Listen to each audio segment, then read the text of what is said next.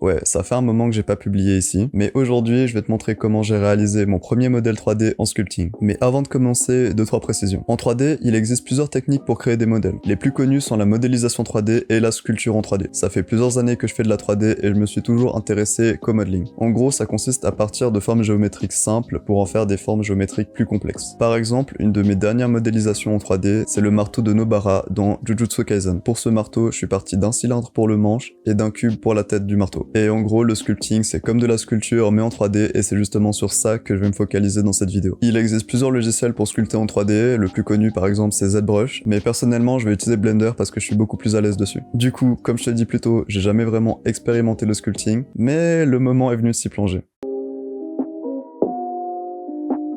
Comme avant chaque projet, c'est toujours préférable de se poser un peu, histoire de savoir ce qu'on veut faire et comment y parvenir. Personnellement, je trouvais ça cool d'essayer de partir sur le buste d'une femme. Du coup, j'ai juste pris mon carnet et fait quelques croquis. En soi, c'est possible de commencer à sculpter sans référence, mais pour ma part, je préfère quand même avoir un petit support. C'est pour ça que je vais passer sur Photoshop et dessiner mon personnage sous différents angles. Et je commence à le dessiner de face.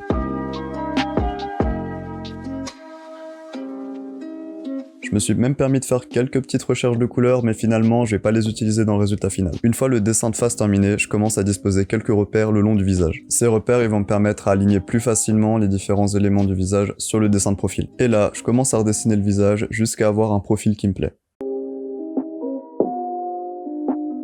Bon. C'est maintenant que ça se complique. Du coup, dans Blender, j'importe mes deux profils et je les aligne sur l'axe X et Y. Comme ça, je me retrouve avec une projection de face et de profil dans mon plan de travail. Une fois que c'est bien positionné et bien aligné, je peux venir ajouter une sphère et sur cette sphère, je peux ajouter ou retirer de la matière pour commencer à sculpter le visage.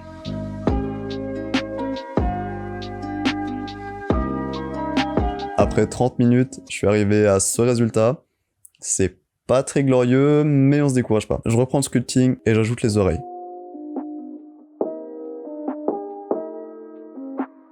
J'ajoute ensuite une nouvelle sphère à laquelle je vais donner à peu près une forme de cheveux, puis je rajoute un coup et je fais quelques modifications sur son visage.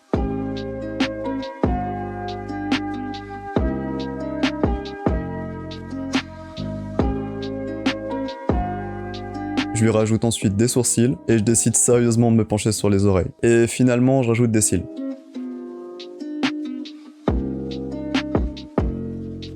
Et là, je me dis que globalement, je pense que le visage est terminé. Une fois que j'étais assez satisfait du visage, j'ai commencé à extruder le cou. Et j'ai commencé à former la base du cou, la poitrine et les épaules.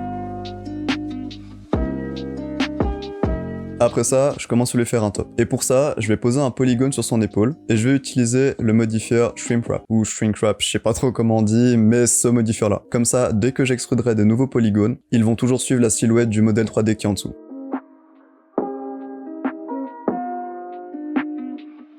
Et maintenant, je peux finir avec la dernière étape du sculpting, faire les cheveux, et en soi, j'ai trouvé ça plus simple que prévu. Il n'y a pas vraiment de technique en particulier, je me suis juste contenté de donner une forme un peu plus cohérente à la forme que j'avais fait de base, et dessus, je suis venu dessiner des traits qui suivent l'implantation des cheveux.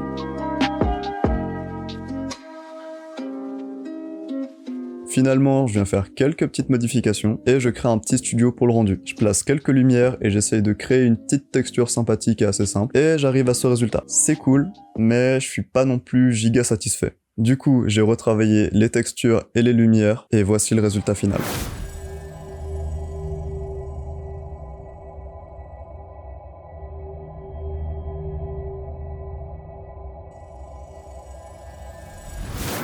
Franchement, pour une première fois, je suis très satisfait du résultat. C'était assez satisfaisant à faire et à découvrir. Je suis assez content de m'y être enfin plongé parce que c'est le genre de technique qui ouvre pas mal de possibilités dans les créations 3D. Sur ce, je t'invite à me donner ton avis en commentaire, voir des propositions de vidéos. Normalement, on se retrouve bientôt dans une prochaine vidéo, en tout cas pas dans 5 mois quoi. Alors en attendant, je t'invite à t'abonner, à mettre un petit pouce bleu et sur ce, à une prochaine.